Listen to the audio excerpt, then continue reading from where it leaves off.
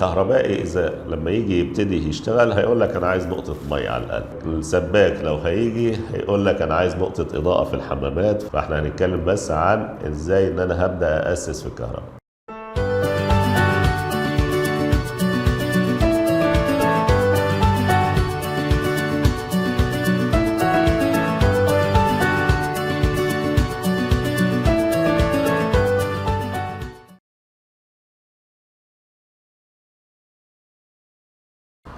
السلام عليكم ورحمة الله وبركاته. هنكمل النهاردة حلقات التشطيب السابقة. اتكلمنا احنا عن التصميم واستفدنا فيه بما فيه الكفاية، وقلنا أنواع التصميم وازاي الواحد ممكن يختار التصميم والتعامل مع مهندس الديكور. النهاردة هنبدأ بقى ان احنا خلاص معانا التصميمات وعارفين احنا دلوقتي هنعمل ايه بالظبط والخطوات اللي احنا هنبتدي فيها. فاحنا هيبقى عندنا اول خطوتين في عملية التشطيب بتكون مع بعض اللي هم السباكة والكهرباء. حاليا هنبدأ نتكلم في اول حاجة الكهرباء. والكهرباء واحنا بنسمع ان في مشاكل كتيرة بتحصل في ان الناس بتكون ان هم ساكنين في الشقة او في العقار، ان والله ان حصلت قفلة، ان السلك ساح، ان الفيشة ساحت، ان التوصيل كل ما وصل حاجة كبيرة تحصل قفلة، ان مش عارف ايه. كل الحاجات ديت لان ما تأسسش الموضوع من الاول صح. وعشان أسس الموضوع صح بيبقى عندي حاجتين مهمين جدا. هي أول حاجة الماتيريال اللي أنا بشتريها إن تكون نوعية ممتازة وأصلية. الحاجة التانية الصنايعي اللي شغال وهيشتغل وهيعمل التمديدات بتاعتي إن هو يكون على خبرة وكفاءة عالية.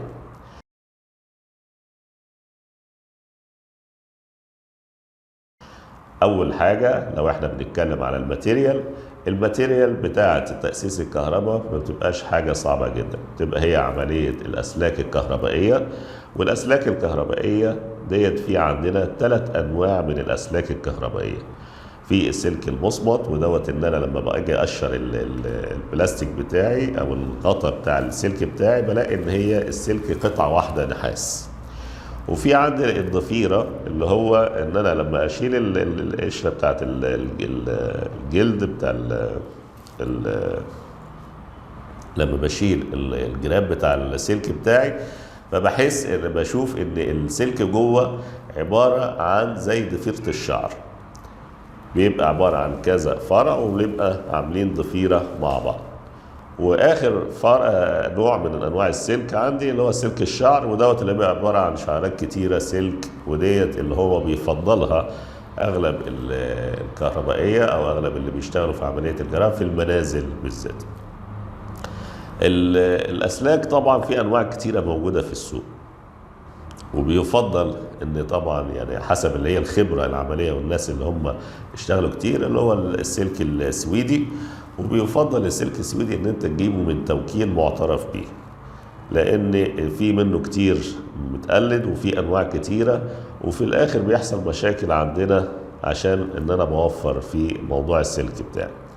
يبقى ان اول حاجه انا عندي من الماتيريال اللي هي موضوع الاسلاك، وديت بيستعملوا في العاده 2 مللي و3 مللي و6 مللي، وبتختلف كل سماكه على حسب المكان اللي هو بيستعمل فيه السلك. الاجهزه الكهربائيه بتاعتي اذا انا بستعملها كفيشه عاديه للستيريو او للموبايل الشاحن او وات ايفر، او ان انا هستعمل التوصيل دوت للتكييف او الغساله او الثلاجه. فكل ما زادت الحمل بتاعت الاجهزه الكهربائيه كل ما زاد سماكه السلك اللي انا بستعمله في التمديدات الكهربائيه بتاعتي. الخراطيم بعد كده هوت عندي، والخراطيم في عندي نوعين فيها، في الخراطيم اللي هي الفليكسبل وفي الخراطيم اللي هي القاسيه، وديت اللي هي بستعملها في عمليه التمديدات اللي بتبقى على الحيطه والارض. بعد كده هوت في عندي بنستعمل اللي هو سلك التليفون، بستعمل السلك بتاع التلفزيون، بستعمل علب الماجيك. دي اللي هي تبقى اغلب الماتيريال اللي انا بستعملها. الحاجات اللي هي مهمه عندنا في الكهرباء طبعا اللي هي مفاتيح الاوتوماتيك. والمفاتيح الاوتوماتيك ديت من الاشياء المهمه في اللوحه الرئيسيه، لان هي اللي بتحصل عندك ساعه ما بتكون في قفله او بيكون في اي حاجه في الشقه عشان ما يتاثرش الجهاز او ما يتاثرش الكيان، هي اللي بتفصل تماما. علشان كده لازم ان هو الكهربائي يكون حاطط الامبير بتاعها مظبوط صح، والكواليتي بتاعتها تكون كويسه جدا، علشان ما يحصلش عندك قفله او ان الجهاز هو اللي يتضرر او ان تسيح هي الفيشه او السلك والحاجات دي، فيكون اللي على طول اي مشكله يحصل على المفتاح الاوتوماتيك. عشان كده ضروري من الضروريات جدا اللوحه الرئيسيه ان هي تتوصل صح، وان هي تجاب في الماتيريال بتاعتها كويسه جدا، عشان تقدر ان انت توفر في ان يحصل اي حاجه في الجهاز او في النتائج.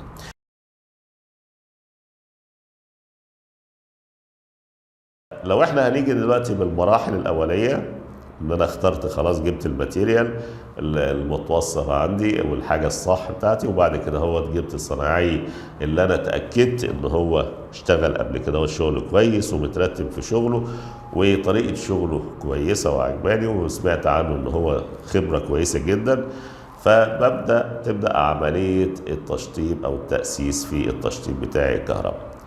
اول حاجه بيقوم بيها الصناعي هي عمليه التكسير في الحيطه.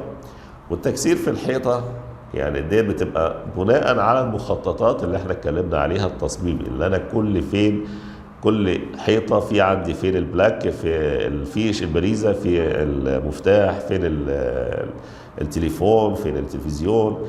فالحاجات دي بيبدا الكهرباء ان هو بياخدها من على المخطط ويبدا ان هو ينزلها على الحوائط اللي موجوده عنده، وبيبدا يعلم الاول الحاجات ديت. طبعا التعليم هنا هو لازم يكون تعليم ليزر وتعليم كويس، بحيث ان لما يجي يكسر يكون تكسير منتظم وتكسير فيه فن شويه، مش عمليه ان هي اجرة وشاكوش وعمال ان هو يخبط وخلاص. فبيبدا ان هو يكسر عندي ويحدد اماكن فين الكهرباء اللي احنا محددينها على المخططات.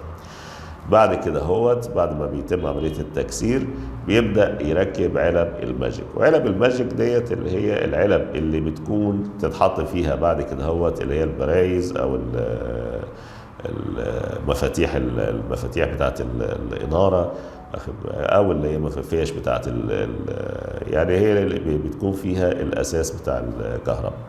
فبتبدا بتتحط العلب الماجيك وبتتثبت بالاسمنت، وبتبدا طبعا قبل ما بيثبتها بالاسمنت لازم يوزنها على اوزان ميه علشان تطلع بمنتهى الدقه، وبيكون شكلها في النهايه شكل منتظم وعدل، بدل ما تكون معوجه او مايله او ان هي مش متناسبه. طبعا الاماكن العلب الماجيك ديت، اذا انت ما كنتش عامل مخطط صح من الاول وعارف هي هتكون فين وعلى الارتفاع بتاعها، ودوت بيتناسب مع الديكورات والحاجات اللي موجوده على الحيطه والفرش اللي موجود على الحيطه، لما تيجي انت تنفذها بعد كده هتلاقي ان العلبه مثلا جت ورا الكنبه، جت العلبه جايه بعيده عن الترابيزه اللي المفروض ان انا هشحن او احط الاباجوره عليها، العلبه مش جايه ورا الجهاز اللي انا المفروض ان انا استعمله.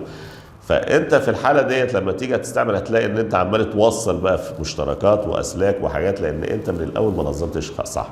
لكن لو كان في عندي مخطط وعارف انا فين بالظبط النقطه بتاعت الكهرباء بتاعتي، وعارف ان انا هستعملها ازاي، وهعمل في ان ديت هتبقى على ارتفاع كذا علشان انا ما اضطرش ان انا اشيل قطعه الاساس ديت عشان احط الفيشه او ان انا اظبطها. فهنا كله بيكون مدون عندك في الخرائط او التصميمات اللي احنا اتكلمنا عليها. فبالتالي بيبدا الكهربائي ان هو بيحط ميزان الميه عندي وبيعمل بيثبت علبه الماجيك بالاسمنت بتاعها، وبعد كده بيبدا ان هو يمدد المواسير بتاعته.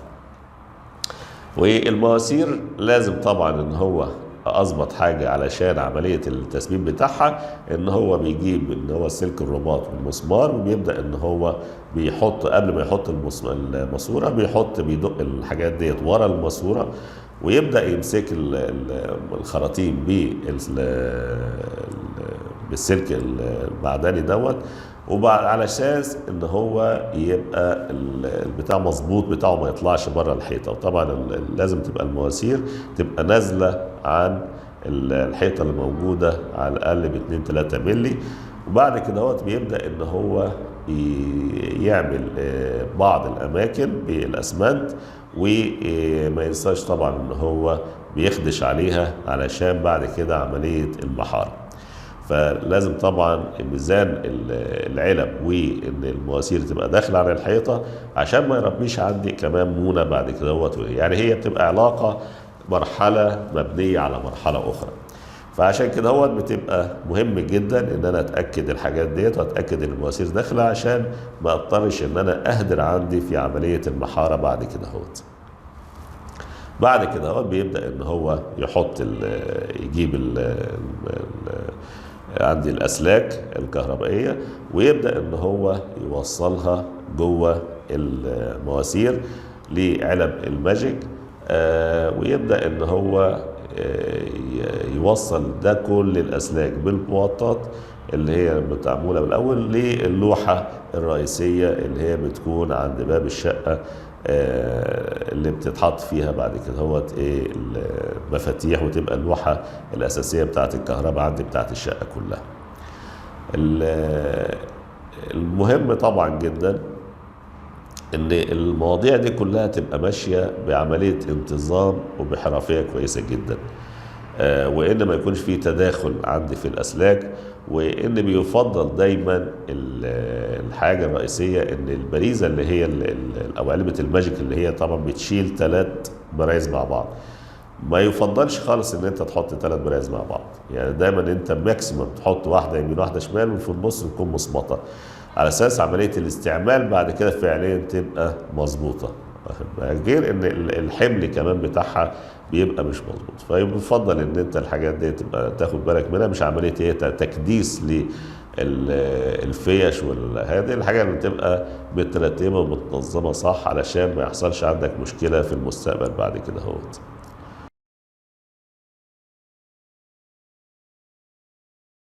لازم نعرف ان في 4 حاجات مهمين جدا في عمليه تاسيس العقار اللي انا واخده، وهو الكهرباء والسباكه والتكييف والعازل. ال4 حاجات دولت ما ينفعش ان انا اتهاون فيهم، وما ينفعش ان انا استرخص فيهم، لان هم الحقيقه هم اساس الشقه او المحل او وات ايفر اللي احنا بنشطبه، لان هي بعد كده دي الحاجات دي بتدفن. فانت اي حاجه بعد كده هتحصل مشكله فيها هتبقى تصليحها اضعاف مضاعفه، وغير ان هتتبهدل الدنيا، وغير ان انت يعني هتخش في مواويل كتيره وهتقعد تدور ايه هو المشكله وايه هي، لان كله بيبقى مخفي. علشان كده لازم الحاجات ال4 ديت ان هي تكون معموله صح او معموله بدقه علشان نقدر ان احنا نكمل الحياه في العقار بتاعنا. من الحاجات اللي احنا لازم ناخد بالنا منها الحقيقه اللي هو ان اللوحه الرئيسيه او الكهرباء اللي انا هدخلها في المكان بتاعي هل هي 2 فاز او 3 فاز، لان هنا بيختلف من حسب النشاط. طبعا اغلب الشقق بيكون 2 فاز، ال3 فاز بيروح للمصانع او المحلات اللي هي بيكون فيها ماكينات بتسحب جهد عالي جدا من الكهرباء، علشان كده بيفضل ان هو بتروح لل3 فاز. طبعا من الحاجات التانية الاساسيه ان انت وانت بتشطب يفضل ان انت بتكون مدخل العداد الكهرباء عشان ما تتعرضش للمسائل الكهربائيه وانت بتشطب، او ان انت بتسرق كهرباء وات ايفر. اسعار بقت مختلفه في الوقت الحالي من يوم ليوم. يعني احنا كنا من شهر بالظبط السلك ال 2 مللي السويدي دوت اللي هو الاوريجينال، لما كنا بنسال عليه كانت اللفه ب 550 جنيه، دلوقتي اللفه ب 690 وموجوده ب 730 كمان. فدلوقتي بقت الاسعار مختلفه، ما حدش يقدر يقول اسعار معينه لان الاسعار بقت كل يوم في حاجه مختلفه فيها. ده مش بس السلك، يعني حتى الخراطيم وسلك التليفون الحاجات دي كله اختلف من اسبوع لاسبوع. فاحنا مش هنقدر ان احنا نتكلم في اسعار لان بيختلف من وقت لوقت. الحاجه الثانيه ناخد بالنا منها ان هي علب الماجيك لما بعد ما بتخلص عندي الشغل ان الكهرباء يقفلها كويس جدا ويحط عليها حتى ورق ويظبطها، بحيث ان انت لما تيجي تعمل عمليه المحاره بتاعتك ما يخشش فيها الاسمنت او المواسير ان هي تتسد، او ان هي ما تخش في مشكله بعد كده ازاي ان انا اوصل فيها. الخراطيم طبعا الممدوده في الارض لازم بتكون اقل من نسبه الفينش فلور بتاعي من 5 سم. يعني لازم ما يجيش يحط عندي يمدد الخراطيم الكهربائيه وبعدين يغطيها بالاسمنت، والاقي ان هو وصل عندي لمستوى الارض او اعلى، فاضطر ان انا لما اجي احط الارضيه بتاعتي الاقي نفسي بقيت اعلى من مستوى السطح الطرقه بتاعتي، لان هو الطرقه بتعتبر هي الليفل بتاع الشقه. يعني المفروض ان انا كل شغلي لما باجي اعمل ليفل بتاعه منسوب ان انا دايما بحترم السلم والطرقه بتاعت الشقه اللي قدامي، ان هي لازم تكون نفس الليفل بتاعها. اذا حصل اي مشكله في عمليه السباكه والكهرباء فبيضطر ان انت بتعلي عن ليفل الارضيه، ودوت اللي احنا دايما بنحاول ان لما نشتغل الكهرباء او السباكه ان احنا دايما نحافظ ان ما يخلق، لان كل ما انت عليت كل ما انت الليفل السقف بتاعك كده او الشقه بتاعتك نزل، وبالتالي بيبقى المنظر بتاعها مش مظبوط. طبعا ان انت لازم تتاكد ان انت الكابلات والخراطيم اللي انت بتشتريها كلها والاسلاك ان تكون من مكان موثوق فيه، وانه ما بيضحكش عليك ويبيع لك حاجه مزوره او حاجه مش سليمه او حاجه نوعيتها تعبانه على اساس ان هي كويسه. مهم جدا جدا اشتراء الخامات، ومهم جدا الصنايع اللي بيشتغل فيها، ومهم جدا ان انت تكون منظم في شغلك وعارف ان كل حاجه وكل نقطة هي محطوطة ليه واستعمالاتها ايه. شكرا لمتابعتكم، وارجو ان يكون عجبكم الفيديو. ما تنسوش تعملوا لنا لايك وسبسكرايب، والسلام عليكم ورحمة الله وبركاته.